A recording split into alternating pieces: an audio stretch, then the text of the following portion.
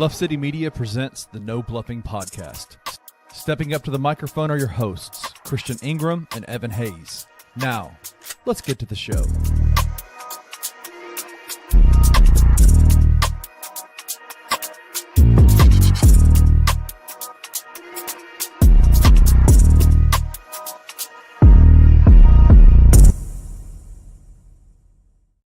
Grizzlies Nation, what's going on? Welcome back to another episode of the No Bluffing Podcast. I am Chris Ingram. And I am Evan Hayes. And we back like 4 flats on the Cadillac, man. Appreciate y'all tapping in with us on this good Monday. Yeah, man, it's been a crazy last 24 hours. We had people hitting us up last night like, y'all ain't going live, man. What's going on? Well, yesterday was Easter. And as we celebrate the Lord's resurrection, it looked like we was finna celebrate the damn burial of the Grizzlies. So, yeah, man, we skipped last night. We enjoyed our time off, and decided, you know what, we're gonna go live tonight with everybody, you know, present as possible, man. So appreciate y'all tapping in with us. King Meeks already in the comments. Appreciate you, my boy, for tapping in with us for sure. As well as Chosen 1020 was actually in the comments. I don't even know how this happened. Was in the comments before we even went live, bro. We were sitting here trying to figure out some technical difficulty we were both having. It was funny. It's funny to see that. So, yeah, appreciate you, Chosen 1020, man, for sure. In here before everybody. I wish I had some money to give you for being the first one through the door, but man, appreciate you for real. We got King Meeks saying, "How you doing, man?" Oh, he called me the man. I'll take it. Big money, Evan. Let's go. I wish you speaking truth to me. Monday, I'm big money, but man, we good, bro. We good. It's been a smooth week, you know, despite what happened yesterday. I was actually in Atlanta this past weekend at a track meet at Georgia Tech. So that was a pretty cool experience. I ain't been in Atlanta in a long time. So that was cool. Picked up a little something. I don't know what I picked up. I got some stuff that the doctor gave me. So, you know, I feel some like upper respiratory infection. Boy, you took me through a roller coaster of emotions in 2.5 seconds. First, I thought you had a new girlfriend. Then I went from a new girlfriend to I thought the boy was announced he had an STD. Oh, what you got going, bro? Nah, nothing like that. The track meet was cool, but for the past weekend, I've been like sick. So hopefully I sound better. It's probably the best I felt, probably like 4 or 5 days. Y'all tell me if my audio is sounding kind of weird because me and Chris was trying to figure that out. So it's been a week, you know, just closer to the end of the year. So I'm feeling good though. I'm blessed to be alive. How about you, my boy? How's everything going on with you? Man, you know how it is, man. Life be lifing, man, going through your battles, but it's all about keeping your head held high and high stepping through all the bullshit, man. So yeah, bro, I'm blessed, man. Yesterday was a good day. I was able to kick back with the family. My daughters got to do their Easter egg hunt with the family, so it was just a joy doing that. Got back out there throwing the football with the nieces and nephews. So definitely be funny to how you transition into unk status. It's just like what is happening in my life? Why is time moving so fast? Yeah, it's crazy, man. But it's all good, man. It's all a joy. It's all a blessing. And even more blessings, man. Shout out to King Meeks, man. Happy birthday, brother. Happy birthday, bro. Give some claps for that. Yeah, let me give my boy some claps on that one, man. That's definitely a big milestone for sure.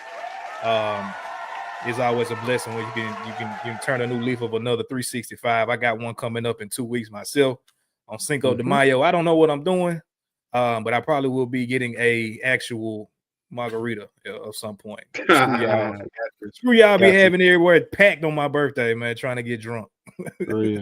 Screw y'all, man. Shout out to Brenda in the comments. How you doing, Miss Brenda? Hope you're having a good Monday as well. Courtney Williams, salute to you, my brother, being in the comments. Willie White, you are 100% right.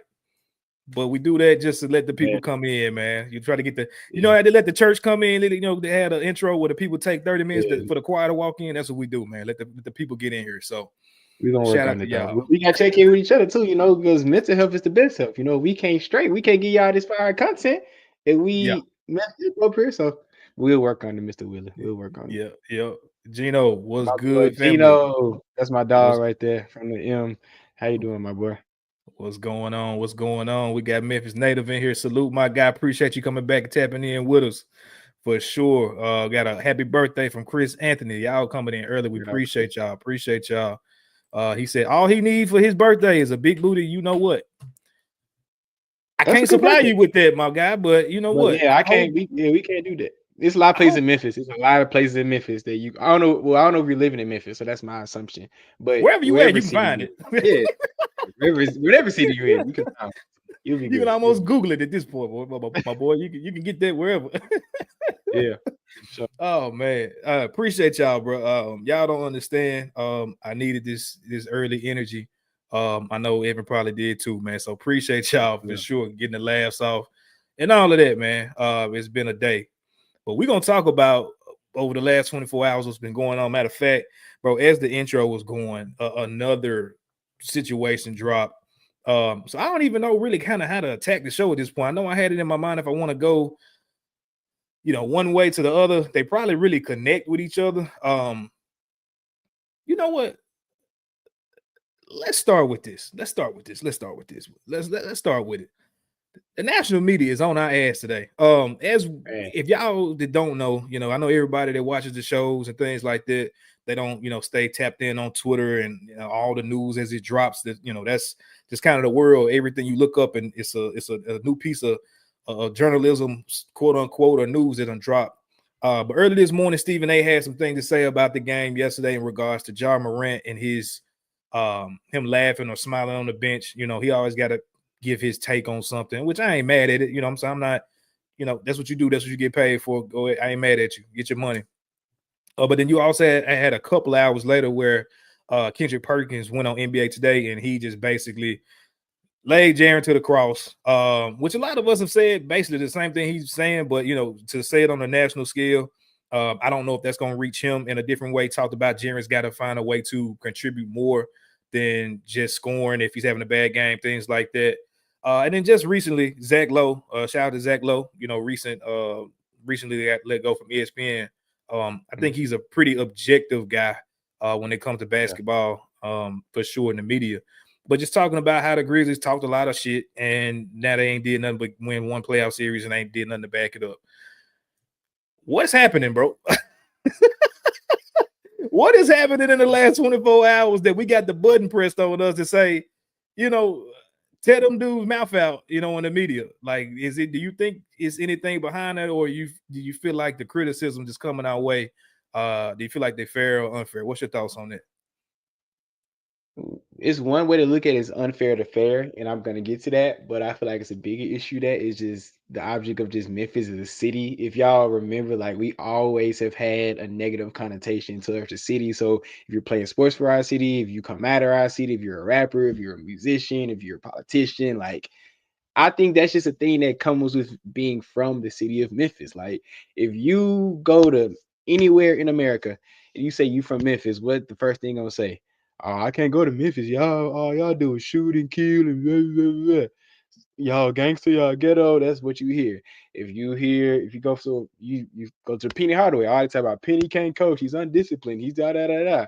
Go to Ja around the Grizzlies. Oh, Ja, he want to do this and that. Like, I'm honestly, I've heard everything that you said. Like, everything that you said, I heard, like, the quotes that all three of the guys said. But honestly, I'm not surprised. Like, do I feel like we haven't helped ourselves? Yes. I feel like with the shit talking that we've done and the underperforming we've done in the playoffs, yes. But I feel like this comes to the territory that with the stigma that we unfairly have as a city and citizens of our city and people that represent the city. So yes, I feel like, and I've said on this show how I feel like we have definitely underperformed in the Ja Morant area. I feel like we should have been made to a West Conference Finals by now, and we haven't. I feel like we shouldn't be in the playing situation where we're an 8th seed. But do I feel like Kendrick Perkins saying that Jaren Jackson Jr. isn't a top 10 big in the league? Do I feel like that's just too far? Yes. Do I feel like all the things that they had the NBA scrutinize Ja Morant about the celebration that he did and people call him a thug and this, that, and the other? Do I feel like that's too far?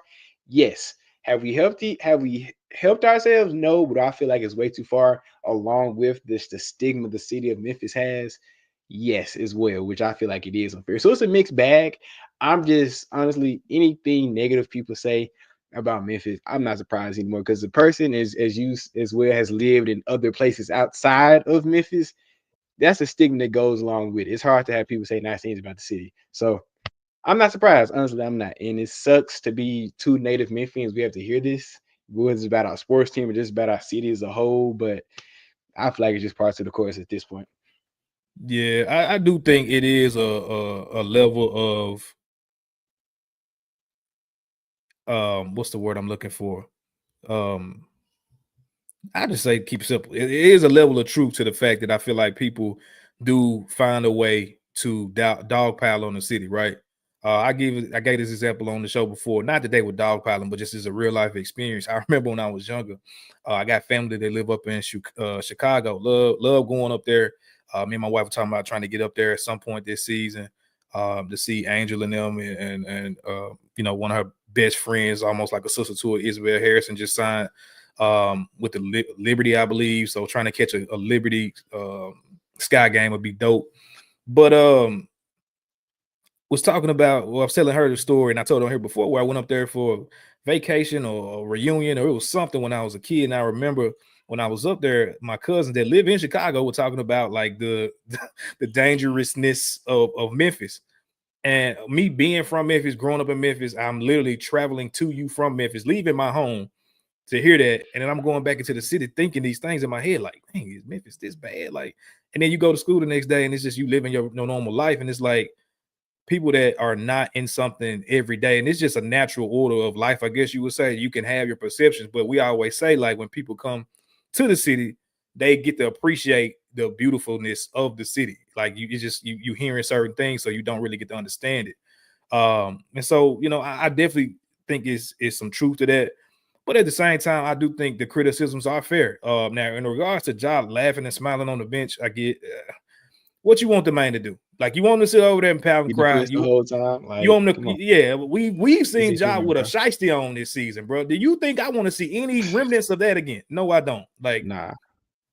If Ja happy, if Ja healthy, I'm good, bro. Like, I understand. And the reason I say that, I know it's an ongoing conversation, which I'm gonna kind of, I guess, lead into talking about Jaren here in a second. It's an ongoing situation on Twitter now in regards to the whole Jaren situation with Kendrick Perkins, because people that are, I guess, stands of either one, Ja stands, Jaren stands. Yeah, people playing their flag. To me, I love the people that's on the front of the jersey, which is the Grizzlies. I don't really get caught up on the back and trying to pick a side on anything like that. But people are like, well, it is periods where Ja doesn't play well and does this. One thing that about Ja Morant that you will never have me or probably anybody that's within this fan base or a media member say is that dude don't give it his all when he's out there. Outside of parts of this season that we know why. Context matters now. He was out there looking a little different in spurts this year, but we know why. It wasn't because his want to win or his will to win. Even yesterday in the game, I'm trying not to get too ahead of myself, but just it was points in that game where you knew it was done. Like, he knew it was done, and you shot up in the ankle, 2-3 shots in your ankle with whatever they put inside of him to make him a superhuman, and you still going out there trying your hardest to compete and get a bucket, while your counterparts may not look like they're too interested in even being on the floor no more.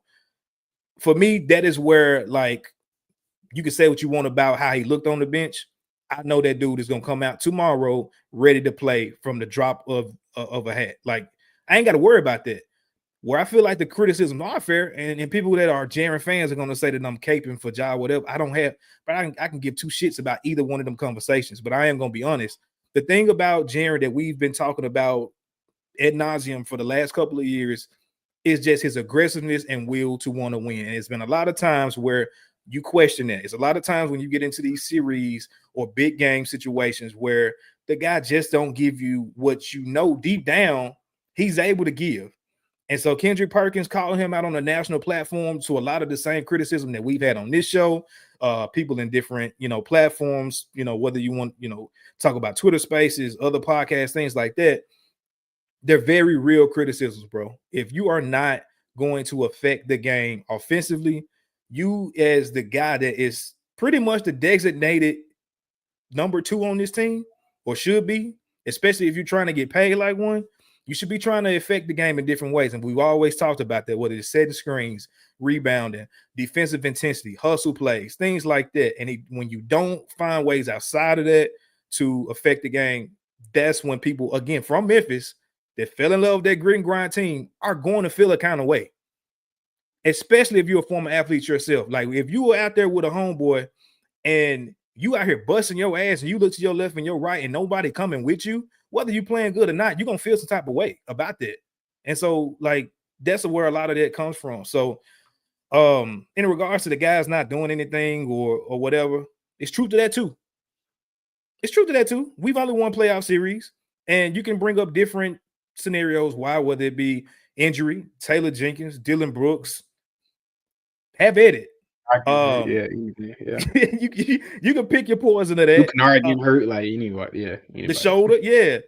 The truth of the matter still states what Zach Lowe said is a fact, and that's that we have only won within this Grizz Next Gen era. We've won one playoff series, and depending upon if these guys don't come out, tomorrow with a renewed mind, I mean, we could be looking at that still being a fact pretty much going into year 8 for Jaren, 7 for Ja, and 6 for Desmond Bain. So, any last words, I guess, on that before we get into the game? Nah, bro. Like, it's number one. Am I sounding clear? I still want to make sure I adjusted the audio a little. Do I sound clear?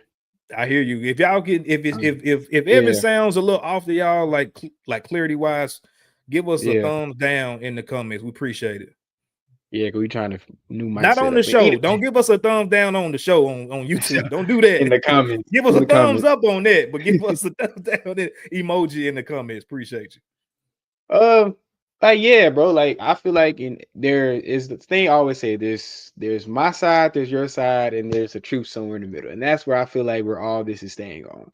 Do I feel like some of the things people say are unfair, but we haven't helped ourselves at all? Jaren Jackson Jr., as we all know, that people that actually watch basketball knows that he has top 20, top 15, top 25 player capabilities. We've seen him play on that level. But more times than not, when games matter, he doesn't show up. He doesn't play to that top 10, top 25 caliber. And when he gets called out, that's the consequences that come with it. I don't feel like I think he's legit a top 10 big, but everyone's entitled to their opinion. And despite my opinions on Kendrick Perkins, he gets paid millions of dollars, or how much he gets paid to talk basketball, no matter how idiotic his opinions is or not. We, within the Grizzlies, within Memphis, just had to take care of our business. We just haven't done that ad nauseum throughout this year and years to pass. As much as I love Jaren, we know he shouldn't have done some things. As much as I love Desmond Bain, you can go down the roster of all the mistakes that each guy, even the front office, has made. So we haven't helped ourselves. But I'm also not, as a native Memphian, is just gonna just sit back and say it's just completely on us. So, like I said, it's the truth. It's our side, the media sides, and the truth. But I also think a lot of this because a lot of people don't watch the Grizzlies like day in and day out. Like, they just don't watch our games. Because that might say Jaren should get 10 rebounds. He's never done that, bro. He's never. They're watching that off the box score, but they don't actually watch what happened. Like, I was on TikTok when I was driving home. Well, not on TikTok, I was driving home, but like before I left to go home. Anyway, Police is over there. He got it. If you see me, I'm not gonna say the car I have. I'm gonna say a Mustang, even though I don't drive a Mustang. Anyway, like Austin Rivers has a podcast. He was reacting to the Grizzlies game. He was like, this is why franchise shouldn't overreact, because we need a Dylan Brooks right now. If you watch Dylan Brooks while he was on Memphis, you can see why he's not on this team anymore. Right. He literally shot us out of multiple games and a series against the Lakers. So right. Yes, like people just don't watch basketball, and that's the most frustrating part about the national media, because they're making all these takes, all these hot takes, all these opinions, but they're not actually watching the games that is getting played on a day in and day out basis. If you're expecting Jaren Jackson Jr. to be a 25-10 guy, you have not watched him one game throughout his whole career. If you're expecting Ja Morant to be shooting Steph Curry or these type of 3-point numbers, you haven't watched a single game. If you're expecting Desmond Bain to be a competent ball handler, you just haven't watched these games. Like, you just haven't. And you can go down the list. So my plea to the national media, or just anyone that talks sports, just watch the games. If you actually watch the games and give like coherent opinions of people that are actually watching the games, then I really have nothing to say, because at least you can base your opinions, no matter if I agree to it or not, on what you're actually watching. The game is a lot more than a box score. And that's why I feel like it's another topic that's getting lost in this conversation, because if you listen to people within like the Memphis media market, we can give you at least a decent perception of what's actually going on between day in and day out. And you don't have to agree with everything we say, but at least we're actually giving you an opinion on what we're actually watching. So that's why I feel like a lot of this is lost as well, because simply these guys like Kendrick Perkins and Stephen A. Smiths and whoever, they're only watching the box score, just the clips they see on a social media feed. So that's my I take. will say this though, bro. We do have to do a better job and I don't, I had these conversations with Sam all the time. I don't look at myself as media. I don't look at myself as this. Like I do this literally for the love and the fun of it, bro. Like I ain't trying to, me personally, I'm not trying to make it to be on ESPN or whatever your preferred media platform is. That's not what I'm doing this for. Now my boy Evan, I'm gonna push him to the wheels fall off because that's what his goal is. But for me personally, like I feel like we have to do a better job. I'm gonna just say as local content creators / media of being truthful, bro. I do think it is to a certain extent too much bias, criticism, or lack thereof because we local to what's going on. And I think that's why a lot of times you see the Twitter spaces in the Grizzlies community get so much flack because it is so much raw emotion, so much, in real time feelings about what they're seeing.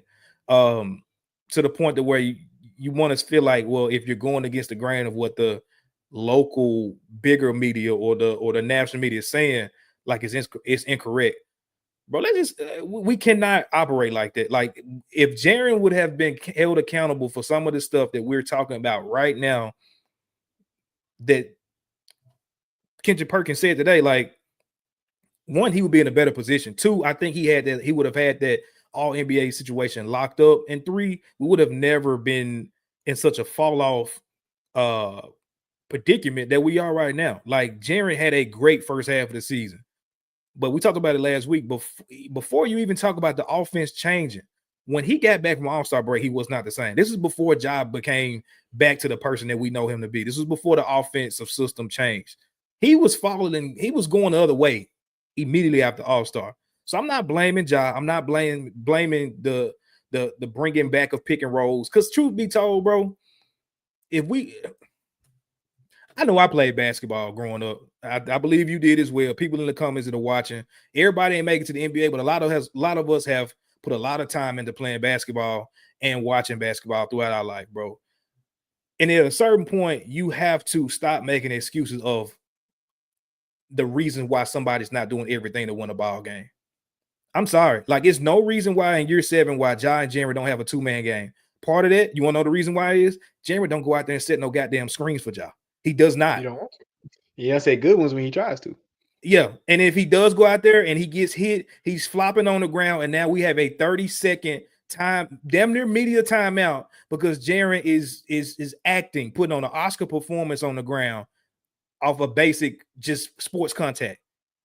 Like, come on, bro. That to me, like you can say you can throw Draymond, you can throw your favorite heel in the NBA out there that does some of that similar tactics, but we know they're doing that as an act. They're doing that to sell a call. This is a habitual behavior. Like, bro, you have to figure out a way to help your other best player or teammate be better on the floor. Like, there's no reason why. Like, the shit don't even damn near work on 2K as much, a pick and pop system with them. I don't know if the 2K algorithm knows that he don't set this shit in real life, but like, bro, you have to listen to the stats and see who. Yeah, the sliders don't work. Like, the sliders not working.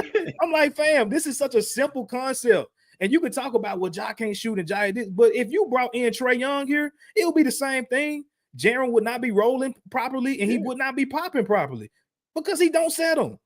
We don't got to talk about the rebounds because for some that's a hustle stat, and he does not get them. Taylor Jenkins is gone.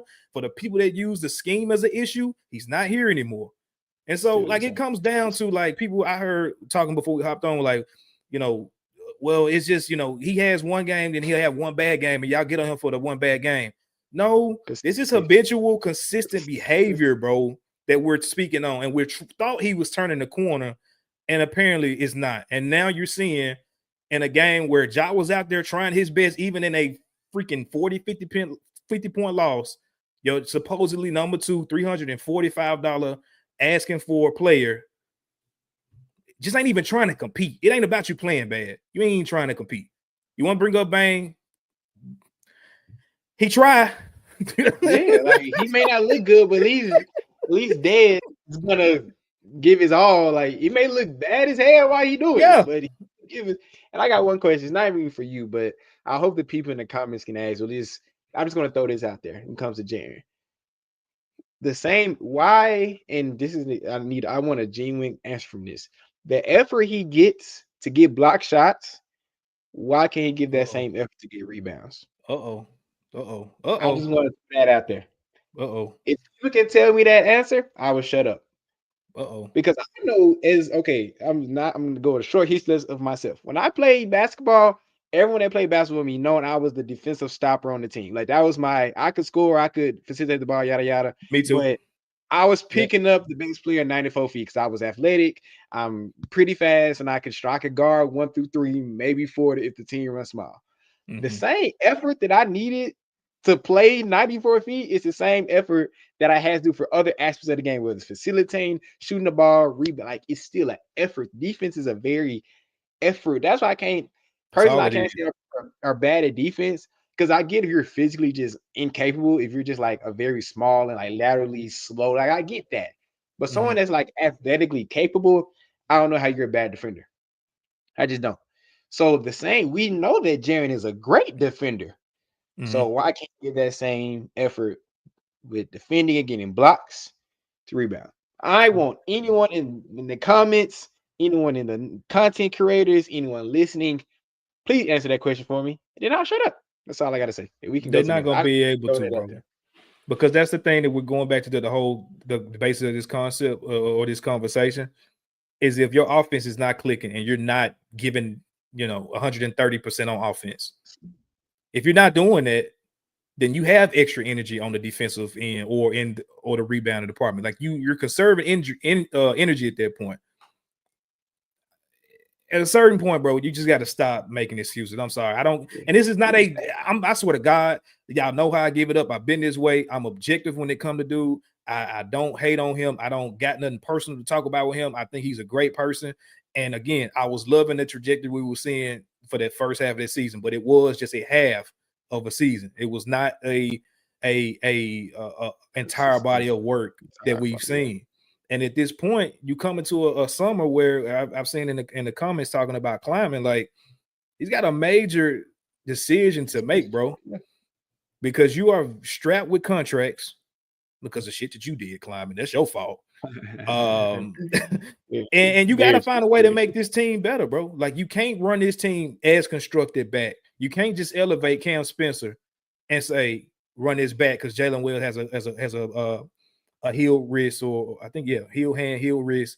Gigi gets a full summer. Like you cannot run this team back as is and expect to compete. We've done it too long. So it's either for the people that were talking about we should have just lost against the Mavericks and took the pick going into where we can trade it. Number one, Kleiman wasn't going to trade it. He ain't gave y'all no inkling that he can make a deal with a pick. And also, too, like, no, this team needed to get some type of beatdown. They deserve it. Like, it ain't just like, why are we running from smoke? We can't have a saying of we run up the chimney and we want all the smoke. Then when the smoke comes, we duck in the trees. In real life, do what you got to do. But when we talking about just in a sports analogy, like you can't duck it, bro.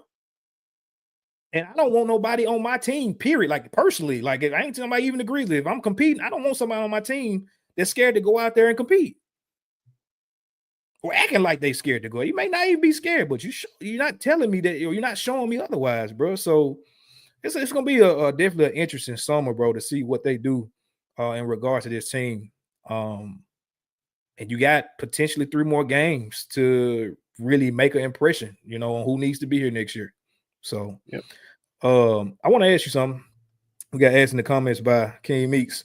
Who would be a good GM that you would go after? I know I have my coaching options, but do you have anybody in mind that if you was Robert Perry, you would reach out to say, hey, man, I got to get this Poindexter dude up out of here. I need to bring you in to fix this roster. I have a few people in mind, but I like to think like who's available. I don't have like the list of like who's available, like off the top of my head. But I know James Jones. He isn't the director of operations for the Heat. Well, he isn't the general manager. He's like the director of Suns. basketball operations. So yeah, for the Suns, I like because James Jones. He's a good basketball mind, even though he is roster constructed. But I feel like before KD and them got there, he was building a proper team. Like That wasn't he his took that fault, team. bro. That was his owner. Yeah, yeah, because his owner wanted to shoot in the dark for KD and Mm-hmm. Brad. So I feel like that was over him. So Phoenix is gonna blow up anyway. I don't know what James Johnson's contract situation is, but He probably I ain't mean finna get James fired. Jones. Yeah. Yeah, I would love as someone that played. Also, like I don't want to just go straight to like people that just they only people that play basketball can be good general managers or good owners, but or good coaches. Like, but it's some type of correlation. Not all the time. Yeah. It's not a one because we saw people like Steve Nash who was a great player but couldn't coach. So, but in a Elite. lot of cases, James Jones, who played in a great franchise most of his career in Miami. He's played with great players. He was under Pat Riley. Pat Riley is the king of putting teams together. And with all his faults, with all Pat Riley's faults, he knows how Mm-hmm. to put a team together that can win. Right. That is the first name that jumps off the page for me. I would like to think of another. I'm gonna let you give you yours one, but I'm trying to think of another one because James Jones is the first name to come to my mind. But I'm gonna try to think of another one. That's to me. I love the idea of James Jones just because, like, I think when it comes to GMs, bro, you got to have relationships, right? Um, he being a former player and a lot of former players starting to get into the whole front office deal. Like, that's what just if you're not coaching, more than likely you're trying to get some type of job with the league or with a team. Him having those relationships that he was able to kind of foster during that period, ultimate role player or teammate. You know what I'm saying? Like I ain't heard no bad stories about him, and people seem to rock with him. So when he calls your phone, you know, it seems to me to where people are picking up. And like you said, got an eye for talent. Like he built that team when owners start kind of getting in, you know, doing just weird stuff. We see firsthand what happened down in Dallas. Like we still, bro, I feel so bad for Nico Harrison, bro. Like he Oh may yeah, have had he a some kind of hitman. He's a situation with Luca, hitman, bro. but they sending him out so bad. And I didn't know he sounded like that till I heard him speak today to the media. His voice really threw me off. It was kind of weird for a dude like 6'5" and whatever. Yeah. It His had a voice weird don't little match his voice body. at Yeah. all. But I get his mindset when it comes to team building. If that's even his, like I said, we know that's the owner. These owners got to stop. I'm gonna be honest with you, bro. I think I'm kind of that's maybe where I end is James Jones. I can't really Yeah. look at. I've heard people say Joe Lacob. I heard people say not Joe Lacob. What's the dude that used to be with the Warriors? This he doing stuff with ESPN now. Bob Myers. People said they want to bring him, you know, back into the league. I don't know if he would even consider coming to Memphis. Nah. If he would, maybe.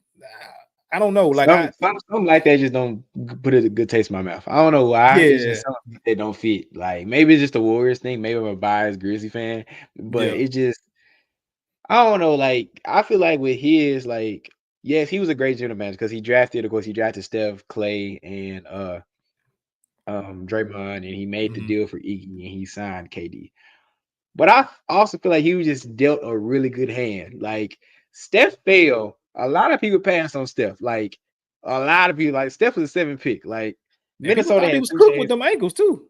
Yeah, like so I give him props for believing in Steph, but I don't know. With Clay failed to him as well. Draymond, I give you Draymond. No one thought Draymond was a good college player, but people didn't think he was gonna pan out to be a great NBA player. So again, I give you that one.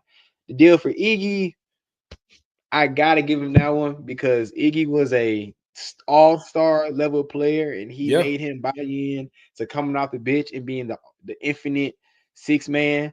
Mm-hmm. KD just a weird old dude, and I can't give him credit because this KD like He made it work, bro. he made it work. So I Harrison would like Barnes. Harrison. Yeah, he drafted Harrison Barnes, traded him away to make he got Andrew Wiggins. Now, actually, when I think about it, the Warriors made a lot of good moves to keep their dynasty going. Like even Yeah, bro. getting Daniel Russell Retool. and trading him away for more assets. Like Mm-hmm. he took those 1 or 2 years where they were ass. Like he said, I'm cool with being ass for these 1 or 2 years. Because when I Right. package these dudes up and make more deals, we can win another chip. Yep. So honestly, when I really think about it, I wouldn't be against it. I doubt he will come because I bet he's making a good amount of money with ESPN right now, and it's a reason why he's not being a general manager. But Right. Vegas, like if I could fly Magic One, I wouldn't be opposed to it. But I think the first guy to come to my mind is James Jones because he just kind of fits the vibe of what we need right now. So I would say James Jones. And going back to we talked about on here, hoping that the Grizzlies go through an actual like coaching process. Search. Yeah. Like just don't give it to T.I. Let him earn it. If he don't earn it and he loses it to my guy, Sam Cassell, if you bring in Sam Cassell and James Jones at the same time, having them aligned on decision making, coaching, man, I ain't gonna lie to you. You put them three guys together. I mean, Ja, Sam, and James Jones. I can rock with that. I can trust the vision of where we're going with that, and whatever they decide, I'm cool with it. So, hope that answered your question, Kimmy. Appreciate you giving us that thought exercise. Good question. For sure.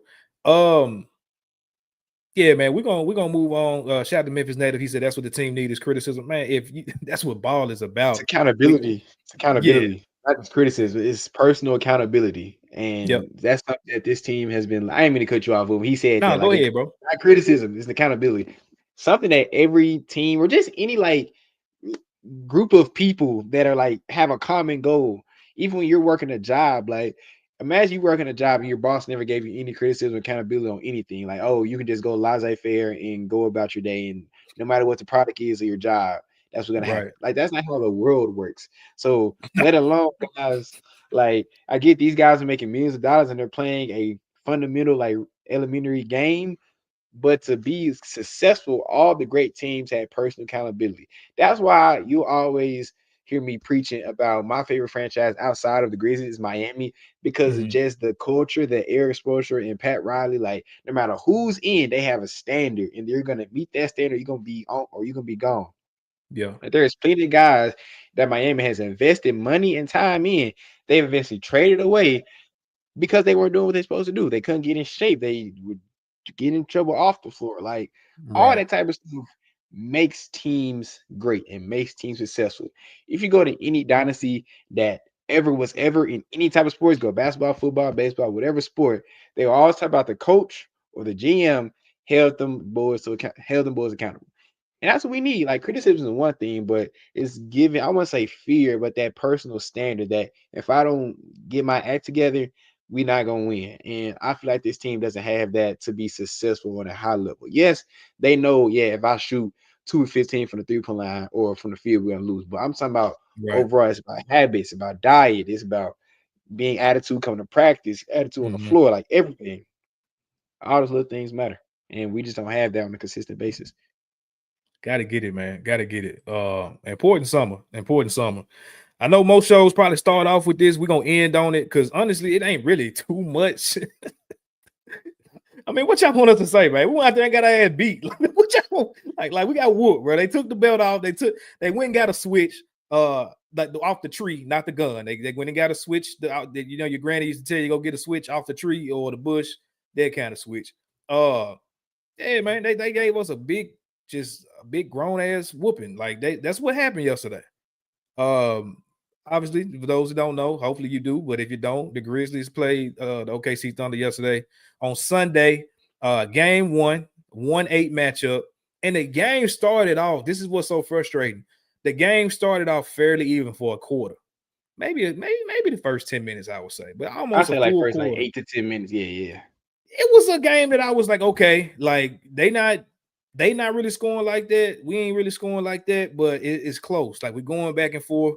Ja and the main guys were staying in majority of that first quarter. We didn't really see no crazy rotations. I'm like, okay, it's playoff time. And then all hell broke loose. And I said it like this in a group chat yesterday. Am I surprised that we got beat by 50 points? Yes. That's insane, bro.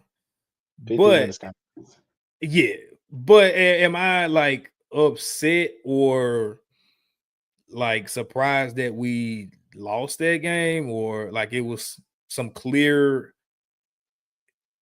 mismatches and disadvantages that we had going into this series and into that game? No. I was not surprised at all because I knew that number one, 12 was going to at least go out there and compete. I knew that. I had no doubt in my mind that was going to happen. We've had the comparisons of John and Shea for the last 2-3 years. He's heard them. The team's heard them. We've heard them. I knew he was going to show up and compete. I felt like the rest of the team would follow suit, especially how they came out and played against the Mavericks. But it's clear that them guys are just on a string. They're coached well. Their scheme is fitting to just the team that they have. And when you don't have discipline like we don't, when you don't have identity like we don't, you can have all the hope in the world, but she hopes and dreams that, I mean, you go to a cemetery, it's plenty of them there. But if you don't do what you got to do, bro, you have what happened yesterday, man. What was your thoughts in real time when we was getting our head beat in against the Thunder, bro? I was kind of alongside with you. First, I have to give a shout out for when even getting to, because we could have easily lost against the Mavericks. We couldn't be talking about nothing. So I have to give them some props for actually beating the Mavericks. We actually looked good against the Mavericks. Ja played well. Edie played well. Like, I didn't expect to lose against the Mavericks, but I have to just, I don't want to be completely negative because, yeah, like we won. Like, we played the against the Mavericks at home. It's good energy in the building, all that. We needed But that. kind of like you. Yeah, we needed that. I feel like the city needed just a good, not only like super tightly contested game where everybody played well for the most part, like all of that. So gotta give that shout, number one. But kind of like you, like I wasn't surprised that we honestly I thought we were gonna lose that game, like wholeheartedly. Just how like the flow of the season is gone when we come out of a very high game. We've had a very hard job of like keeping The consistent high momentum. level play on. Like Mm-hmm. we have a very bad job of building and keeping momentum. So I honestly thought we were gonna lose that game. Do I feel like it was gonna be 51 points? No, Hell but no. like I didn't think 51 points. I was gonna say maybe like 15, maybe like, like right by Yeah. 51. Yeah. Like That's 51. crazy. That's the 13th largest like playoff margin of victory ever. Like It's that. insane. Think about that. Like the NBA's been around for like over 75 years. That's a that's a long ass time. But mainly, it was kind of just the conversation we had before. Like I just did feel like we came to play. Like I knew we were gonna be tired. I knew okay, he was gonna come out on fire because they had a week of rest, and we had 48 hours of rest. So like I Mm-hmm. knew if we was gonna lose that game, I thought honestly I thought it was gonna be very close to like 2 quarters and a half. Then come out of halftime, we was gonna fall off because we were just our legs weren't in it. So I knew OKC was just gonna have the legs to outlast us. But the fact that we lost by 51 and by the end of the second quarter it was over with, it goes back to our first conversation, straight up effort. I don't feel like anyone outside of Ja really came to play. Like even we were down by 40, you can talk about Ja laughing the bitch now, but he was still attacking the paint, still trying to make Still was things happen. competing. Like Mm-hmm. nobody else on the team went along with it. And those are things as a Grizzlies fan or just as a basketball fan frustrate me the most. Because I honestly feel like if everyone comes to play in this series, we can win in 7. That's my God honest truth. Like bias aside, if you look at, I know Jalen Williams and Brandon Clark are out. Obviously, those things matter. But we're just player to player, like line these two rosters up. I don't feel like they're 51 points better than us. I don't feel like Mm-hmm. they're beating us in 5 or 6. I feel like if everybody comes to play with energy, we can. This series can go to 7 games wholeheartedly. It's just all about if this team has to buy in to like really make this happen. Like despite being an AFC, the West is very wide open. I'ma still say it. And it was only one game, but the only team that really put real fear in my heart in the West is the Lakers, and they didn't look good against the Timberwolves. So She who knows most what's gonna happen didn't. in this series? This is still a playoff worth salvaging. We can still make a run if we come to play night in and night out. If everyone is on the string and dialed in, there is no reason why we cannot compete with any. If we get past OKC, why this doesn't blow the whole West open? Like honestly, if we somehow beat OKC in 7, I genuinely think we can go to the finals or West Coast finals, like wholeheartedly, because everyone in the West is so tightly contested. So it's just up to the guys and the coaching staff. Be like, yo, F all the BS. Like we AC whatever. We've played a lot of games. Let's go hoop and compete.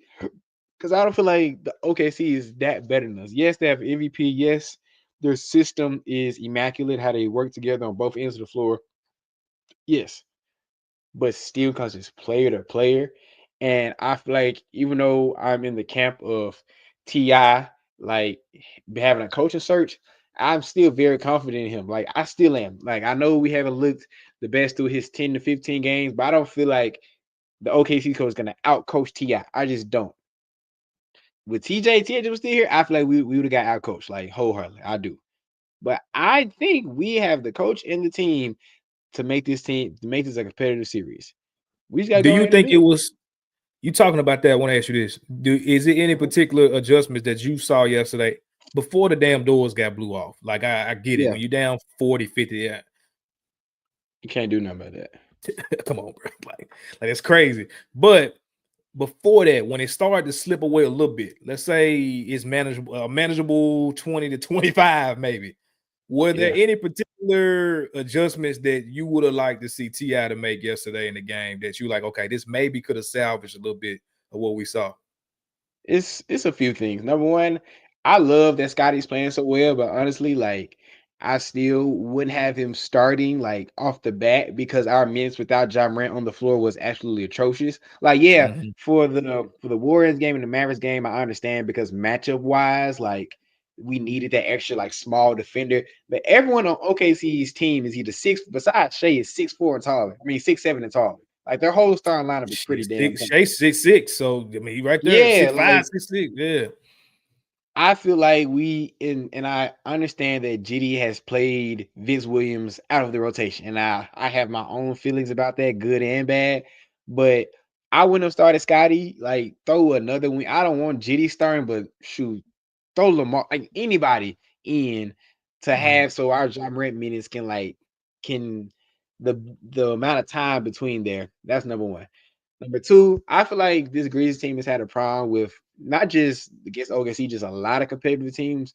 When we're down, we try to play that other team's style and like we're playing catch up instead of Sickening, bro. keeping like you see what I'm saying? Instead of just running our stuff to perfection. Like I said this again, we played against the Warriors.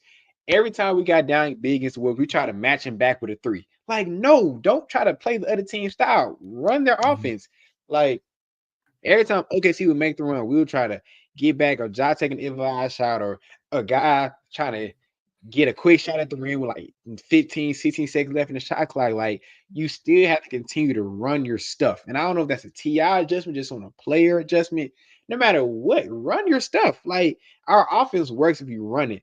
But when we get undisciplined and run other people's offenses, trying to like match them point for point, instead of just getting stops and running our offense, that's when bad things happen. So I don't know if it's a TI decision, just like, yo, forget all that, keep running your stuff. No, we're not doing go to hell ball. We're not trying to play like OKC because OKC is predicated off of Shea, dribble drive isolation, and hitting open threes and turning you over and getting out of transition. Transition, That's boy. okay. That's Good God. OKC's whole offense. So when you try to play fast and playing into their hand, So with that's a recipe for disaster. Like, yeah, man, call me a biased Grizzly fan all day.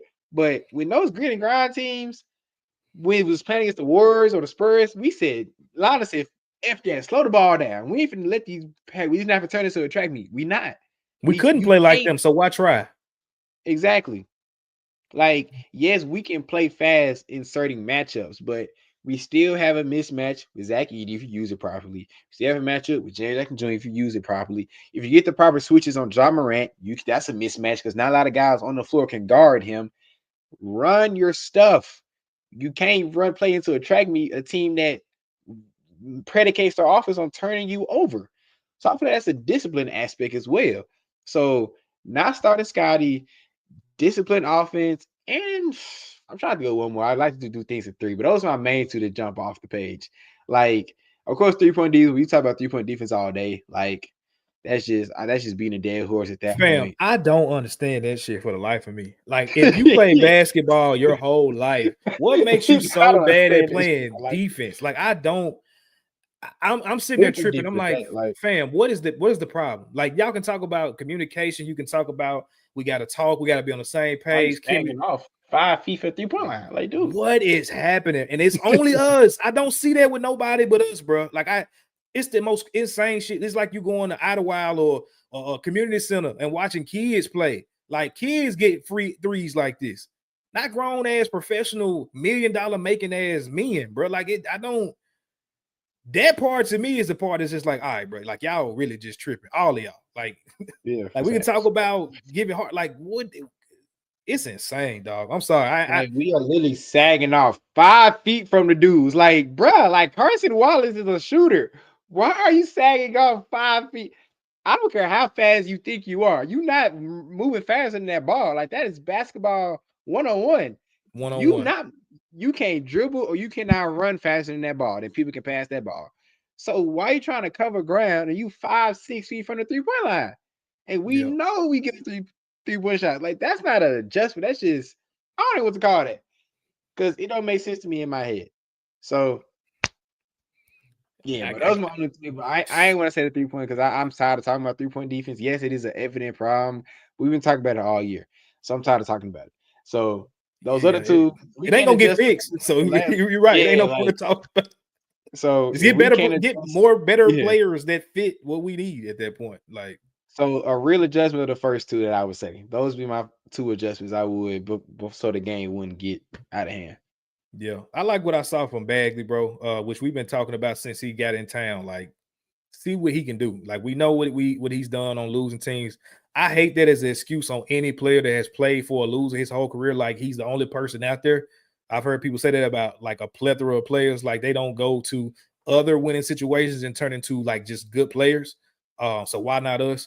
And he, once he actually starts to get consistent minutes, you start to see him get more and more comfortable. He plays well with Ja.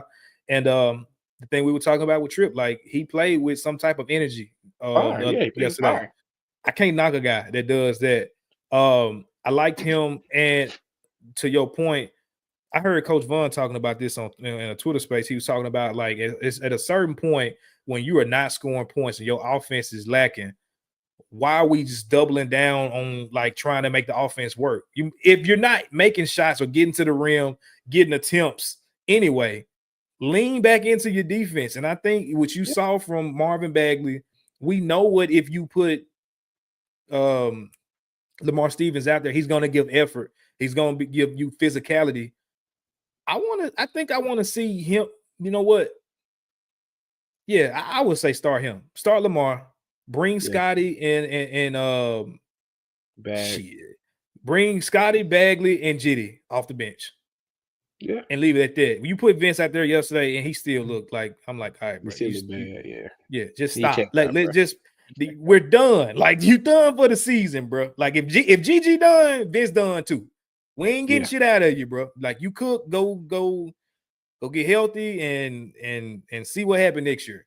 But then will be the three guys that I bring, or what did I say? Three, GD, Scotty, and Bagley would be my three, and just run them guys A deep and see what happened at this point. Like, what else you gonna do? Because Santi, I'm sorry, bro. Like, bro. Santi for them occasional threes you give me occasionally, it's not worth it, bro. You ain't giving me shit else, dog. I'm sorry. I'm over it. And if y'all repay that dude and have him on this squad next year, I'm gonna be unbearable on this show when it drops. Santi plays good when you're front running. Like if you're up by 15, 20 points, Santi will look like a damn all-star. That's why Bane punched him. What pushed him? Like, what y'all think? bro, shut up. If you need Santi like to make a stop or hit a crucial shot in a big game or a team when you're down by like 8 and you need that 3 to swing it to 5 or 11, Santi ain't not. And then he giving up a bucket at the end. So, but he hit some bullshit in the first quarter though. He hit a fadeaway out of bounds 3-pointer, like. Right, and one, like he'll be shoot it over the goal and get drops in. Nobody go in the air, just flip it and it finds a goal. Like I don't know, bro. Like I think to win this series, and we can kind of talk about that if you want to. Like the keys to win this series, like I think those 8 have to play balls to the wall and kind of depend on those 8. Because I still feel like if those 8 play elite basketball, like I'm not saying like okay, he's gonna easy team. Like we have to, as you say in baseball, we have to throw a perfect game. Like we can't make any really mistakes. We can't. Like, because OKC, they're well-oiled machine. But if those 8 guys come to play and limit turnovers, run the offense efficiently, and play some actually damn defense, like, I feel like we got a legit chance, bro. Because all those 8 guys give you everything that you need if you play right. Like I wish Whip GD was in the chat right now because I gotta go open an apology. We was shitting on Conchar early in the year, and now Conchar like he the dang near second, third best option coming off the bench now. Bro, we don't have no choice. Like Vince Cook, Gigi been in the principal office. You move Smart, you move Laravia. Luke sucks. He got his powers took. Like, bro, we literally don't have no choice. Like, Conchar literally just waited all these motherfuckers out the whole season, let them be sorry as hell, and creep this little ugly ass to the bench and say, "Oh, coach, I'm here," and got in the game and ain't mess up, bro. Like, that's really all it came down to. So I'm not apologizing to nobody about no goddamn GD when all he did was just not be terrible. Like, you don't bring nothing, but you just ain't terrible. So cool. Like, you can play, bro. Because everybody else slow as hell.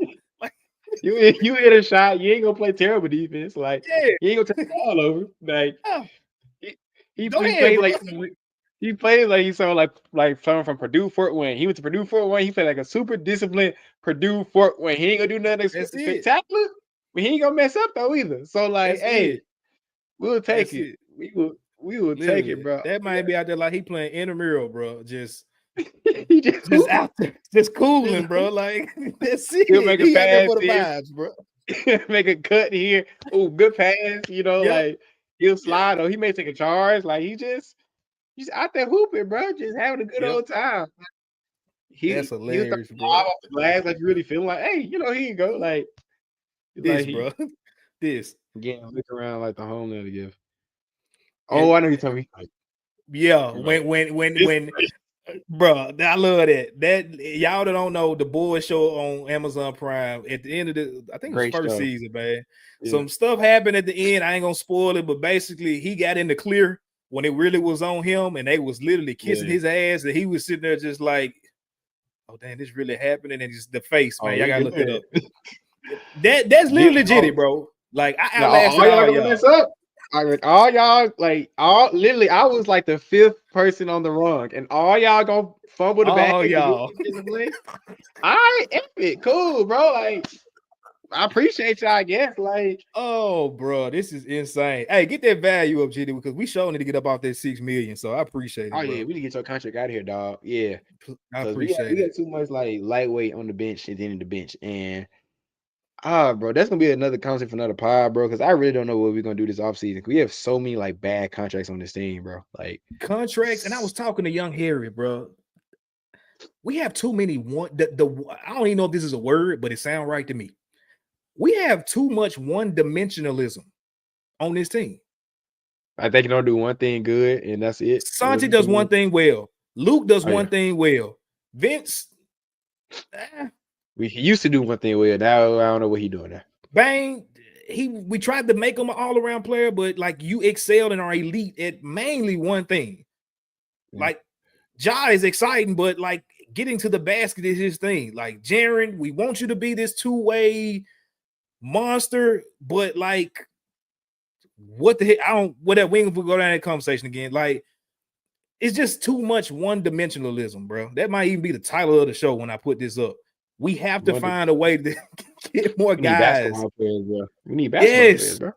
Yeah, when you look at, thank you, Rusty. Like when you look at OKC and all these folks are damn near carbon copies of each other. Like I didn't even know the difference between Isaiah Joe and Wiggins, Aaron Wiggins, outside of their hair. And I think they both at one point had braids. I'm like, bro, this is the same dude. Like.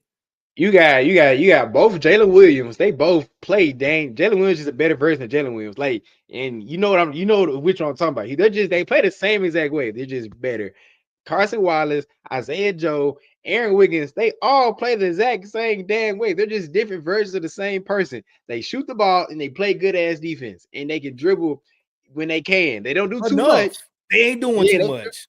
Ain't doing too much. They can get to the rim or get off the ball and find their playmakers. Like they're literally all the same exact player. That's why you bring in Caruso, who is like veteran final form, them just a little bit shorter. Like Shea is super them. Like he's them with extra abilities like Superman. Them. He's like Super Saiyan 4. Like they're all base forms, and he's like Super Saiyan 3 or 4. Caruso like maybe like Super Saiyan 2. Like in Chet Hogan, he's just like Piccolo or somebody, like just someone just out there just doing stuff. Like Yeah, bro. the reason why it's so good because they can switch everything. They literally can play, excuse me, like all 1 through 3, 1 through 4. Like literally.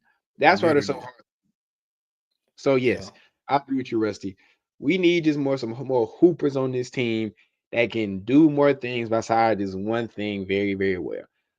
And that's top of the day. ZK, I don't know, dog. You know, Zach Lyman tried it. He just did this shit wrong.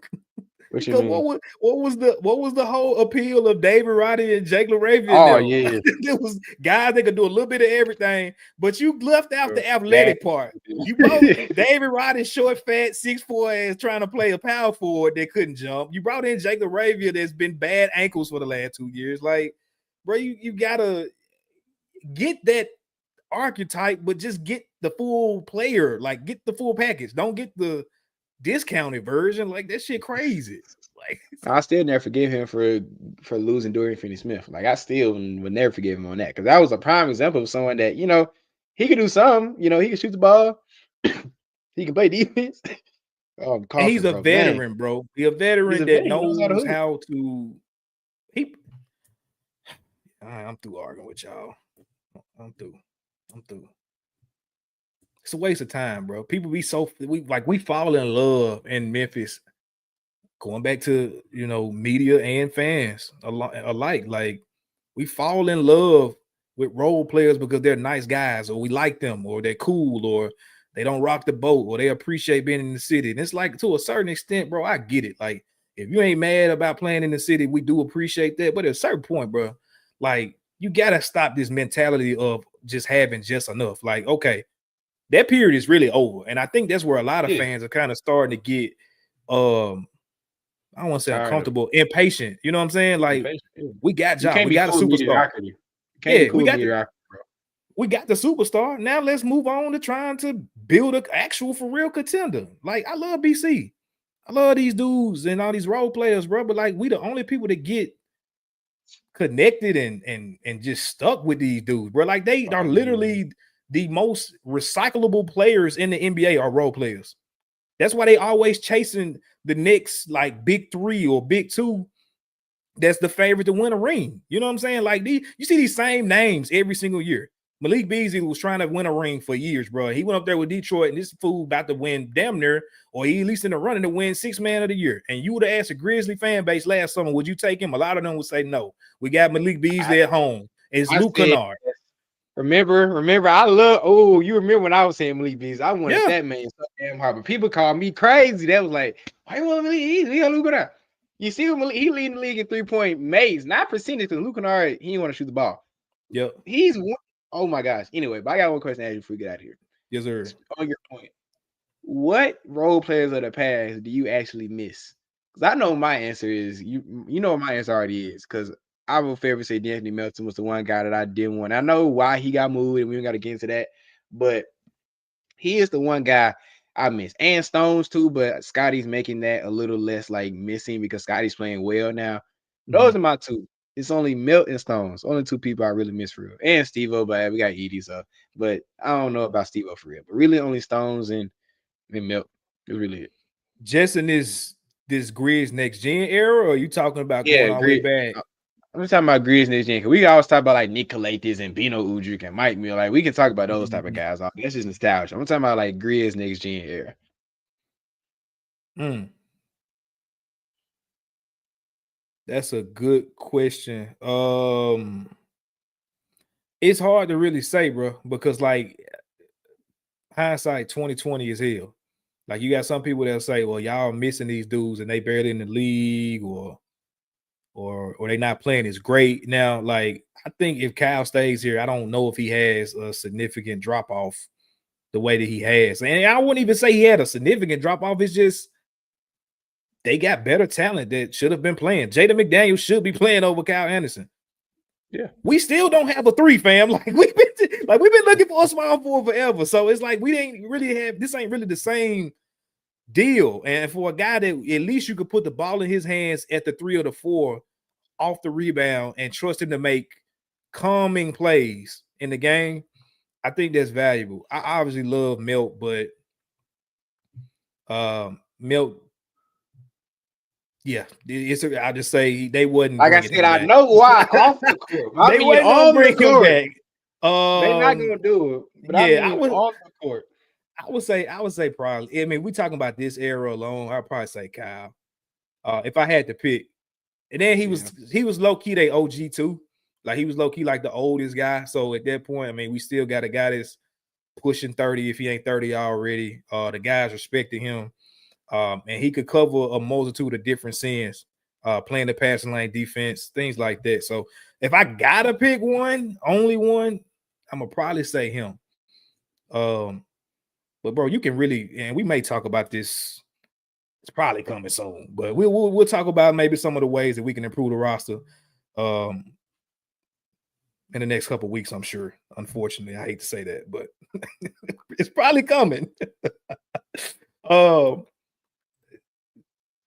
50 Rich said how did we lose Dorian Finney-Smith? He never heard the backstory. Basically, all it was, like, in a nutshell, we can get up out of here real quick.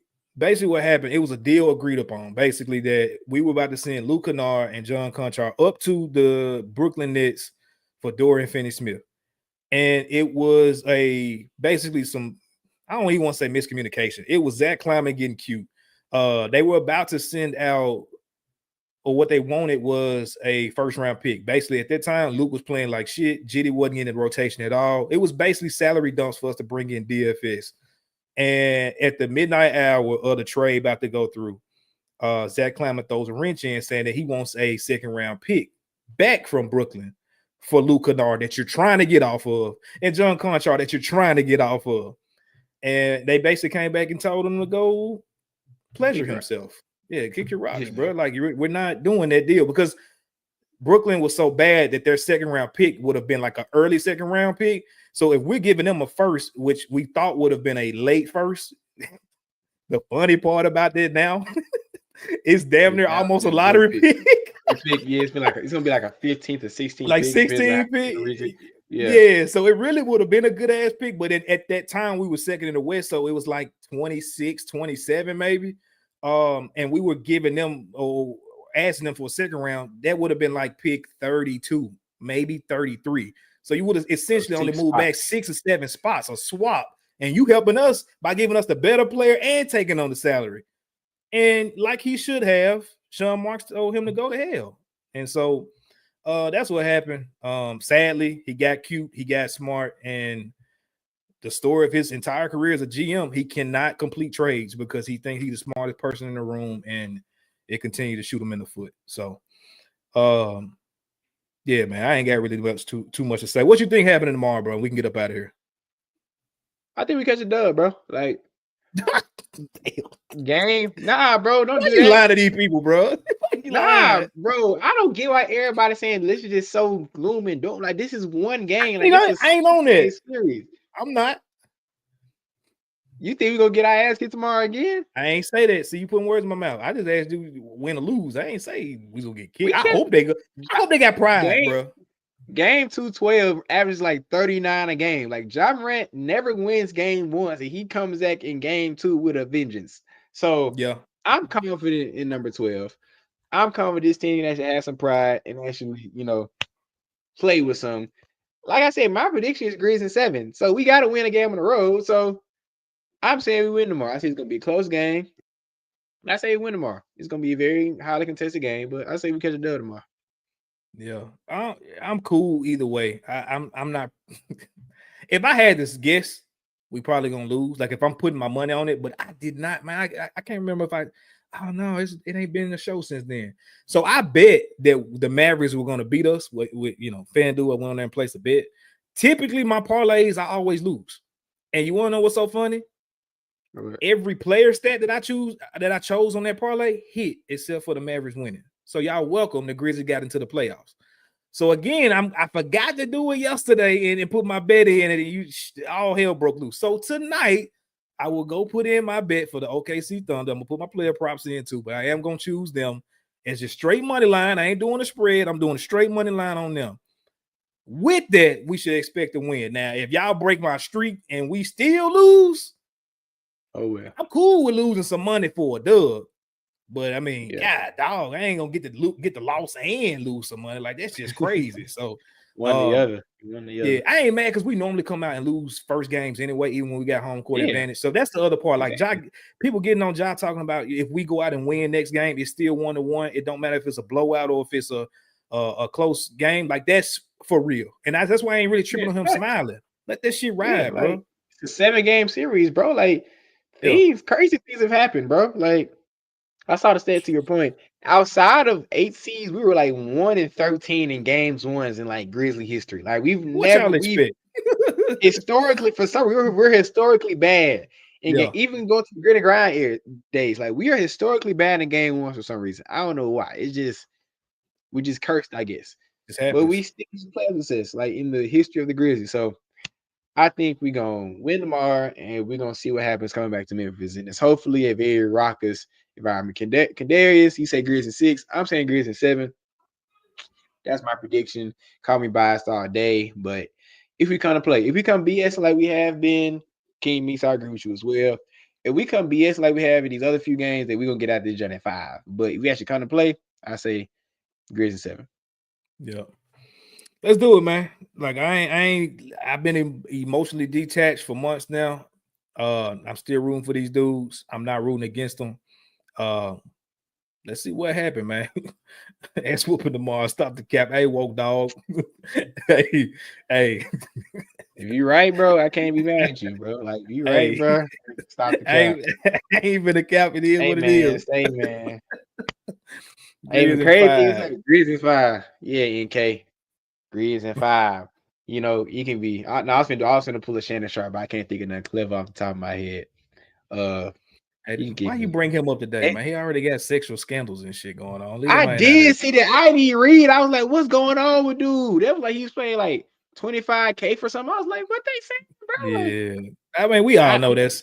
We all know that how that go, bro. Like he just got announced he's finna get $100 million deal. The next day it's reported he got a $50 million lawsuit. Come on, bro. Like do the math. People just be waiting to cut on things, bro. Yeah. OKC, TLC, OVC, QVC, WCW, NWO, WWE, Grizzlies 7. I heard that, King Meeks. Hey, I love all the references in there. Like there are so many references I understand. I don't get this QVC, but you too young, bro. Don't say that out loud, bro. When we was back at our grandma's house and we had to watch the infomercial channel with all the stuff that we couldn't pay for, QVC had it popping. Yeah. Well, maybe I'm showing my list. I have no idea what that is. So, also, if y'all watched WrestleMania yesterday, tell me how y'all liked it. Hit me up on that because WrestleMania happened yesterday. You couldn't take Chris don't watch wrestling, but WrestleMania happened yesterday. NK said Grizzlies 5 on 2K. He was capping. Oh, that's he got you, bro. He got you, my boy. He got you. He did get me. Damn. Yeah, man. QVC was back in there. I don't even know if they might still be around. They still everything came with that, so I don't know.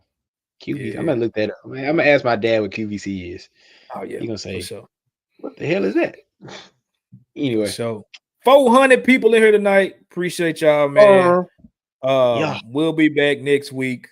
Hopefully, we got something better to talk about. Hopefully, them guys don't come down and just get swept or gentlemen swept. But it is what it is, bro. At this point, I love what I believe I heard Anthony Sang say. At some point, these dudes just might need to get a vacation in, bro, to start over and regroup. But not just the players. Organizationally, we need to get a whole reset. So it's all good, man. Hey, as we always say, every week, do something this week that makes you feel good, that puts a smile on your face, that makes you happy. That's what it's all about.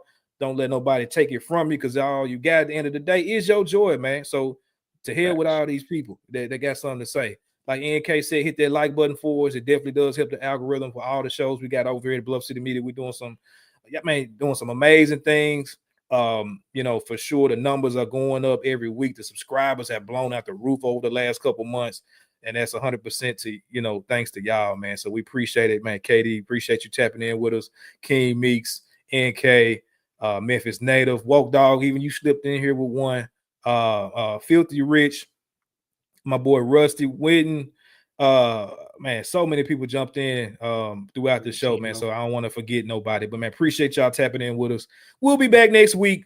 Rain, sleet, or snow. Y'all do what y'all gotta do. Oh yeah. Before we go ahead.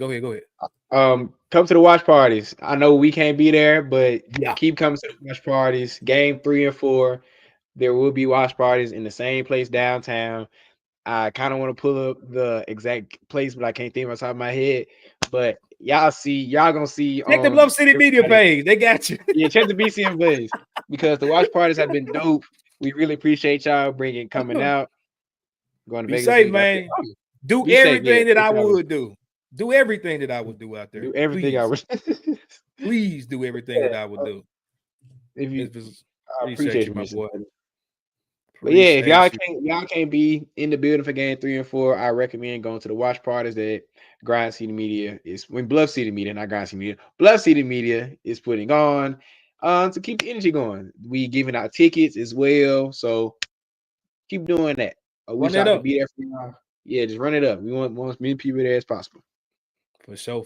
Hey man, we out of here. As we always say, go Grizz. Thank you for listening to this episode of the No Bluffing Podcast. If you enjoyed this episode, like and subscribe to Bluff City Media's YouTube page. For comprehensive coverage of all things Memphis sports, head over to www.bluffcitymedia.co and find out how you can become an insider. We will see you back here next week.